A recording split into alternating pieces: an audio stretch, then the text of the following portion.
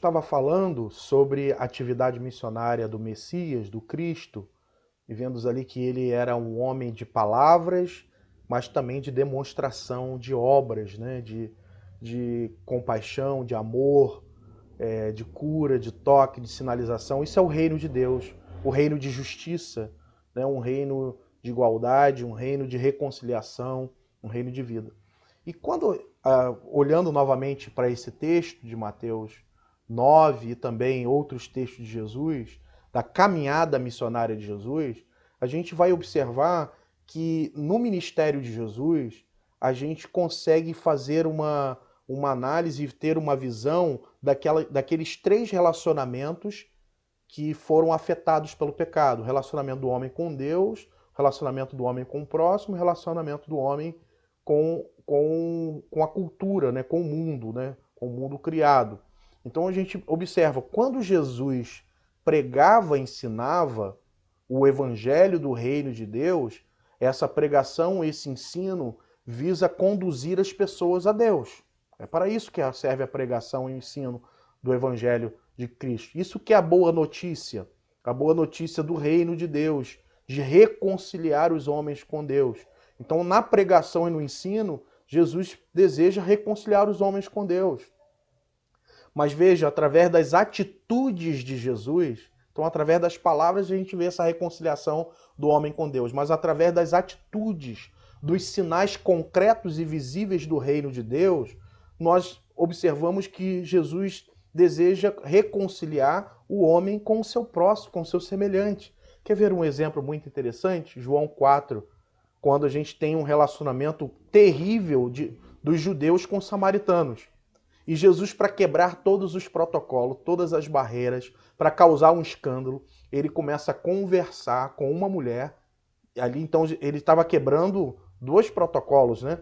A questão de gênero, do homem conversar com a mulher. Então, ele estava quebrando a questão do gênero, de ver a mulher rebaixada, como era na cultura, né? O machismo que imperava na cultura de Jesus. Então, Jesus está quebrando a cultura do gênero e está quebrando a cultura da raça, racial, de povos, porque o judeu não se comunicava com o samaritano, e Jesus estava se comunicando com a samaritana e fez da samaritana uma missionária, porque ela começou a anunciar a palavra lá em território samaritano, e você já conhece a história. Por quê? Porque ali Jesus está unindo os povos, Jesus está reconciliando as nações, Jesus já está mostrando que esse é o caminho de redenção de Deus para a história, uma redenção de reconciliação dos homens com Deus, mas também de uma reconciliação dos homens com o seu próprio semelhante. Esse é o caminho de Deus. Mas quando Jesus age, cura enfermidades, age com misericórdia, quando ele, por exemplo, chega no templo e manda o chicote, Jesus está lutando contra a cultura que foi desenvolvida na terra. Lembra que lá no relacionamento com o meio ambiente, com a cultura, também tinha a ideia de criar cultura, de criar trabalho que pudesse abençoar o povo, que abençoar a nação e glorificar Deus. Então veja, os homens construíram muitas instituições, criaram instituições, mais para oprimir as pessoas, mais para se beneficiar, para beneficiar a si mesmo, do que beneficiar os outros, servir as pessoas e servir a Deus. E todas as vezes que Jesus então curava, inseria esse indivíduo naquela cultura, ele estava sendo contra a cultura. Ele estava querendo ser contra a cultura e mostrar a cultura do reino de Deus, desfazendo todas as cadeias opressoras da própria cultura de sua época. Então Jesus também visava a reconciliação do homem com a cultura. E assim chegamos à igreja, passamos de Jesus para a igreja. E o texto clássico que a gente separou aqui é o texto que o próprio Jesus deixou para a igreja em João 20, 21, que ele disse o seguinte: assim como o Pai me enviou, eu também vos envio. Na mesma unção do Filho, ele então envia, na mesma unção do Pai, né, que o Pai enviou o Filho, e o Filho e o Pai e o Espírito Santo envia a igreja. Na mesma tarefa. Então veja que a tarefa da igreja, ela precisa observar com atenção a atividade missionária de Jesus, porque assim como o Pai enviou a Jesus, ele também envia a igreja nesse chamado. Então essa ideia de missões, né, no sentido de enviar. Então o Pai, o Filho e o Espírito Santo, a Trindade Santa, envia a igreja. E a gente separou aqui um texto de Atos 2,42, que a gente vai observar a similaridade da atividade missionária da igreja, assim como era a atividade missionária de Jesus. Então vamos observar aqui. Então, eles se dedicavam ao ensino, lembra que Jesus lá ensinava? Ensino dos apóstolos, a comunhão, ao partir do pão e às orações. Todos estavam cheios de temor e muitas maravilhas e sinais eram feitos pelos apóstolos. Todos os que criam mantinham-se unidos e tinham tudo em comum. Vendendo suas propriedades em bens, distribuíam a cada um conforme a sua necessidade, e todos os dias continuavam a reunir-se no pátio do templo, partiam pão em suas casas e juntos participavam das refeições com alegria e sinceridade de coração, louvando a Deus e tendo a simpatia de todo o povo, e o Senhor lhes acrescentava todos os dias os que iam sendo salvos. Vamos então, baseados aí nessas palavras que foram destacadas, observar que o resumo da tarefa missionária da igreja primitiva se parecia muito com a atividade de Jesus. Veja, na questão da reconciliação do homem com Deus, quando a igreja estava em oração, ela se reconectava com Deus, né? Estava mostrando exatamente que ela podia conversar com Deus e ter acesso novamente a Deus. Quando ela pregava e ensinava, ela avisava para que os homens se reconciliassem com Deus. A gente vê isso na pregação de Pedro e de Paulo e de tantos outros personagens.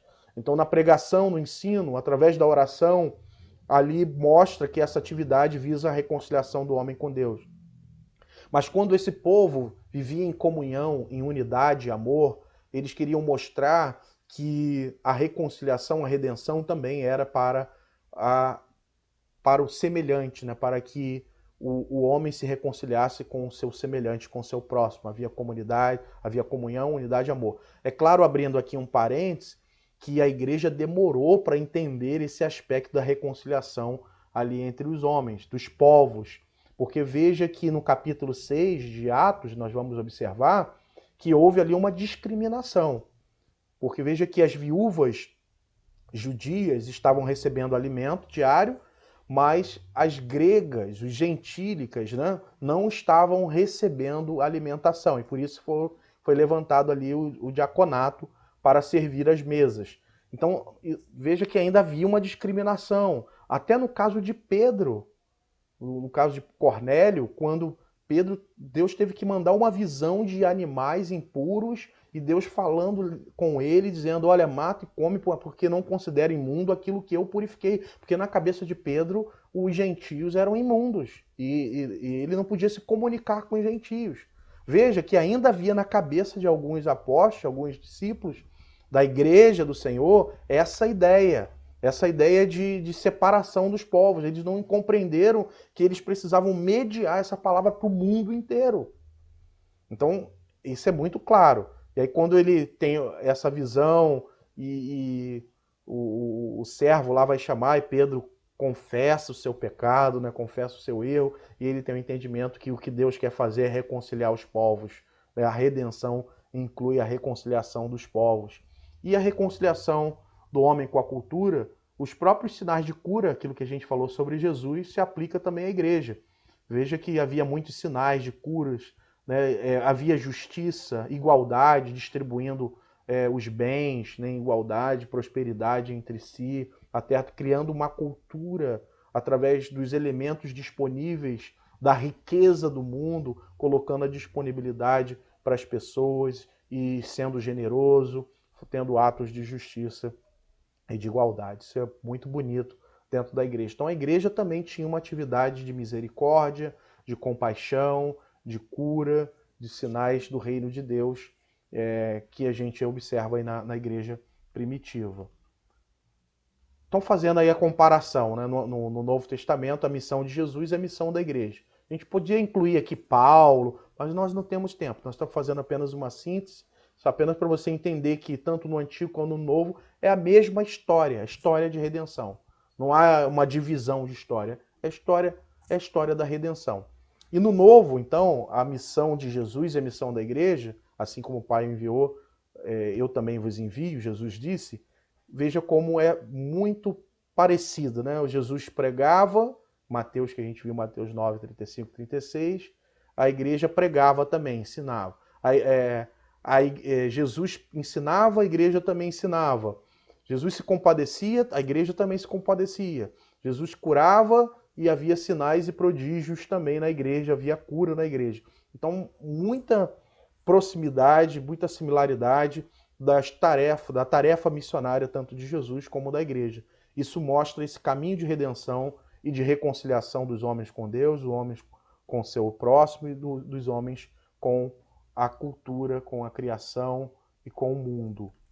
E assim a gente chega ao final mostrando que a igreja, diferente de Israel, a diferença da igreja neotestamentária de Israel, do povo de Israel no Antigo Testamento, era que Israel tinha uma missão centrípeta de atrair as nações para a terra, através das suas leis, da sua vivência, e a igreja tem uma missão centrífuga. Olha que interessante, né? Deus estabelece em Jerusalém no Antigo Testamento como o coração, né, o coração do mundo, e as nações deveriam ser atraídas para adorar a Deus em Jerusalém. E agora nós temos os discípulos neotestamentários em Jerusalém, e Jesus disse, olha, aguarde em Jerusalém, porque vocês vão ser revestidos de poder. E ao ser revestidos de poder, em Atos 1,8 ele disse, vocês serão minhas testemunhas, tanto em Jerusalém, Judéia, Samaria e até os confins da terra, Atos 1,8. Então, no Antigo Testamento, tudo se concentra em Israel, em Jerusalém, e as nações vinham para Jerusalém. Agora, de Jerusalém, nós saímos para as nações, para os confins da terra, para o mundo, para anunciar o Messias que já chegou. Porque o papel de Israel era receber o Messias. E o Messias já chegou, o reino de Deus foi inaugurado, o Cristo está entre nós. E agora devemos anunciar para o mundo o Rei dos Reis, o Senhor dos Senhores, o Cristo que veio trazer redenção para todos nós. Não uma redenção política, como ali os discípulos no caminho de Emaús vão entender, mas uma redenção que aponta para o futuro escatológico. E a gente vai ver na nossa próxima aula que o reino de Deus, ele já está entre nós, já podemos ver os seus sinais, mas a plenitude desse reino, a consumação desse reino se dará apenas na eternidade. Então a gente precisa estar sempre ancorado nessa tensão do já e ainda não. E aí eu termino com aquele gráfico, sempre vou estar repetindo esse gráfico, para você observar e sempre ter esse panorama, né, ter esse olhar da redenção. O que a gente fez foi aqui olhar do chamado de Abraão hoje e ver ali até o Pentecoste e a missão da igreja, né? E a gente aguarda aí a consumação, estamos nesse momento, aí junto com a igreja ainda dando continuidade a Atos 29, né? Continuidade da história da igreja, nessa história de redenção, nesses sinais que nós já podemos observar, vendo pessoas sendo reconciliadas com Deus, sendo regeneradas. Isso é o poder da redenção, irmãos, do Cristo que continua redimindo pessoas, reconciliando elas com Deus. Nós podemos e continuamos ver Deus reconciliar povos, quebrar inimizades através do Evangelho, através do poder do Evangelho. Nós continuamos vendo, irmãos, o poder do Evangelho, o reino de Deus hoje se manifestando, quebrando as opressões da nossa cultura, despertando homens e mulheres para cuidar da criação, para ter um relacionamento responsável com a criação, de criar cultura, de criar tecnologia, trabalho santo para a glória de Deus, que aponte para a glória de Deus, para que aponte para o céu, para a realidade do céu. Então tudo isso a gente percebe a redenção na história, na nossa história também, na história da humanidade, e isso é muito importante a gente sempre olhar esse gráfico e aguardando a consumação, quando Jesus voltará e ele resgatará a sua igreja e estaremos no plano eterno, na consumação do reino de Deus. E aí esse reino que não tem fim é o reino dado a Jesus Cristo, o nosso Senhor e o nosso Salvador. Concluindo, no panorama então bíblico, vimos que Deus busca redimir toda a sua criação. E ele chama Israel no Antigo para uma missão centrípeta, para atrair os povos. E ele chama a igreja no Novo Testamento para uma missão centrífuga, de ir ao encontro das nações, para ser um instrumento de mediação da missão de Deus para os povos, da redenção para os povos e para o mundo. A missão, aprendemos também, que não é só reconciliar os homens com Deus, mas ela inclui toda a criação, inclui nosso próximo, inclui também o cuidado com a natureza, inclui de criar cultura santa para a glória de Deus, trabalho para a glória de Deus. A igreja, portanto, precisa estar envolvida com questões que não só diz respeito ao aspecto eclesial religioso e local, mas também com o social e com o global.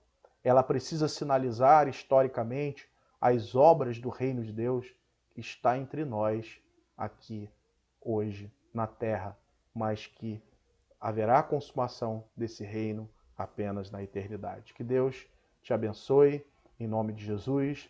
Deixo aí as bibliografias que foram utilizadas nessa aula para você fazer a sua pesquisa. Se você quiser aprofundar, você pode então também ler essas bibliografias, alguns desses livros. Mais uma vez, agradeço a sua atenção. Amém.